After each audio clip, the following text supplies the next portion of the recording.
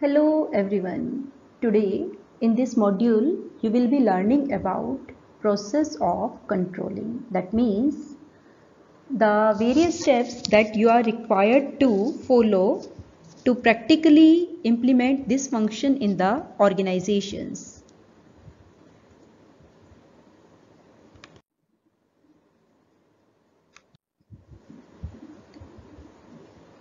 As all of you can see on the screen that there are total of 5 steps.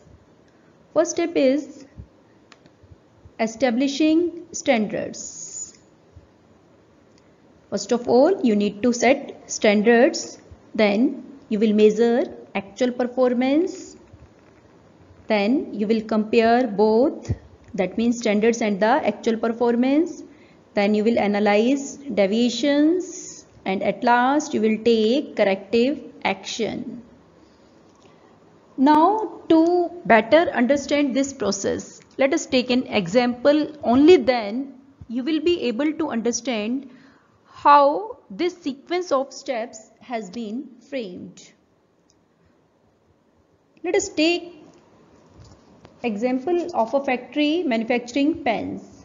The standard output by a worker is fixed to be 100 units of pen. Now, let us assume we are evaluating performance of 3 workers A, B and C, and this is their performance. 98 units were produced by A, 80 by B and 100 by C. Now how can we see whether they have their performance is okay or not? We will compare their performance with the expected, that means with the standards that we have set in the previous process. Standard output. Here you can see 100 and actual 98, so there will be a deviation of 2 units. In case of B, there will be deviation of 20 units, and in case of C, there will be no deviation. Now we will analyze the deviations, whether deviation is major, minor, so that we can decide whether we should take any corrective action or no. In case of A, there is a deviation of only 2 units. It is a minor deviation, while in case of B, it is a major deviation. So in analyzing deviation, 2 things we try to find out: whether the deviation is big or small, and what are the causes of deviations. In case of A, deviation being minor, so you can ignore this deviation, but in case of B, you need to take the corrective action. And that corrective action, that may be in form of some motivation to B, or that may be some training imparted to B regarding his work. Now let us discuss in detail these steps. So total of 5 steps are there. First, establishing standards. What are standards? Standards are the criteria against which actual performance would be measured. They can be set in both quantitative as well as qualitative terms. But effort should be made to set standards in quantitative terms. Why? Because these can be easily measured and compared. Here are some examples of quantitative and qualitative standards. Like in case of quantitative standards, standards can be like cost to be incurred, units to be produced, time to be spent in performing a task, and some more standards are given. In case of qualitative standards, it may be improving goodwill, improving motivation level of employees. Now, the main thing is, even to measure the qualitative standards, we need to take help of the quantitative standards. Like, how can you check the motivation level of your employees? How? By checking their attendance. If rate of absenteeism is more, then your employees are not motivated. If labor turnover is more, then employees are not motivated. So better if you are able to set the standards in quantitative terms. Our second step is measurement of actual performance. While performing this step, you should keep in mind Measurement should be done in an objective and reliable manner. That means,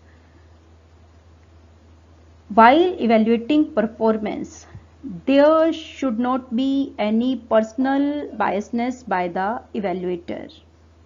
And secondly, performance should be measured in the same units in which you have set the standards. Like if you have set the standards in terms of cost, and now you are measuring the actual performance in terms of units produced, you will not be able to compare the both. Some of the techniques for measuring the performance are, these are 4 techniques generally which are used: personal observation, sample checking, performance reports, and ratio analysis. And which technique will you use for measuring the performance? That depends on the level, whether you are measuring the performance of workers, whether you are measuring the performance of lower level managers or middle level managers or the top level managers, or whether you are measuring the performance of manufacturing department or the finance department. Like in case of lower level, if you are observing the performance of workers, then how will you measure their performance? Through personal observation and sample checking. And middle level, you can go for performance reports. For finance department, you can make use of ratio analysis. So these are the different techniques that you can use for measuring the performance. Next is comparing actual performance with the standards.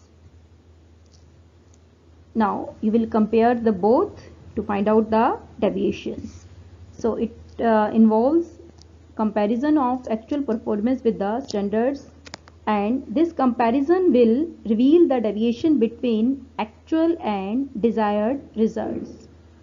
Comparison becomes easier when standards are set in quantitative terms.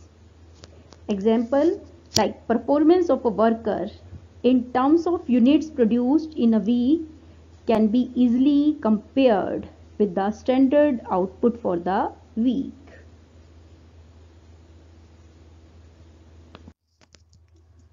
Now the 4th step, analyzing deviation.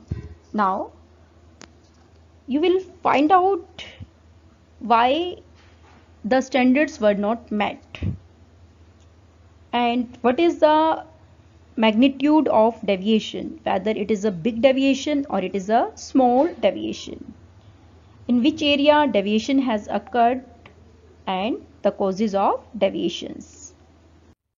These points you need to consider while analyzing deviations. Like, some deviations are obvious in all activities. It is therefore important to determine the acceptable range of deviations.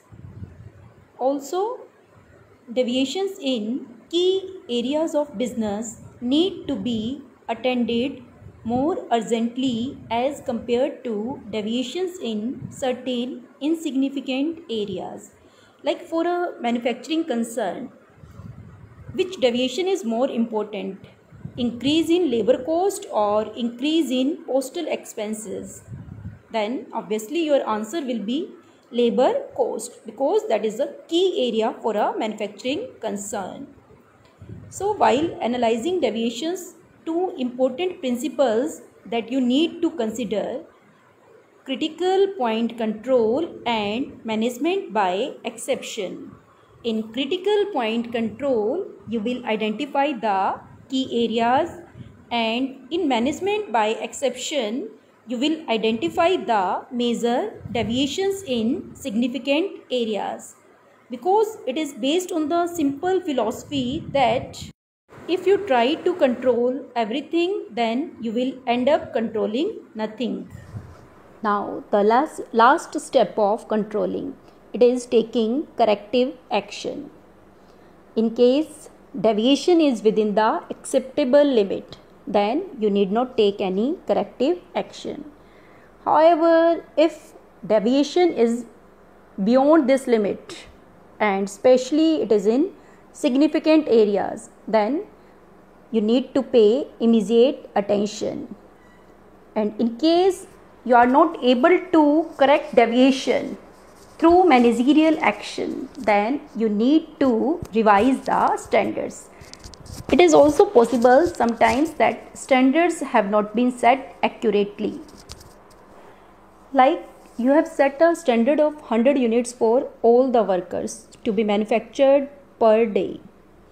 Now, on an average, every worker is producing 90 units per day, and even by imparting them the necessary training, we are not able to improve their performance. Then we need to revise the standards. Standards have been overstated. That's why workers are not able to achieve them. Examples of corrective action. Like in case of defective material, you will change your quality specification. In case of the defective machinery, you will either replace the machinery or get it repaired. And some more examples are there on the screen. You can go through these examples.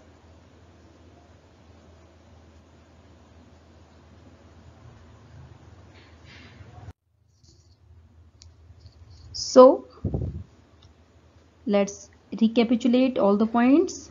How many steps are there? 5. First, you will establish the standards. You will decide the targets. Then you will measure actual performance. You will compare your actual performance with the targets to find out the deviations. Then you will analyze the deviations to find out its causes. And lastly, you will take corrective action to make sure that these deviations will not occur again in future. This is all about the process of controlling. Thank you. Have a nice day.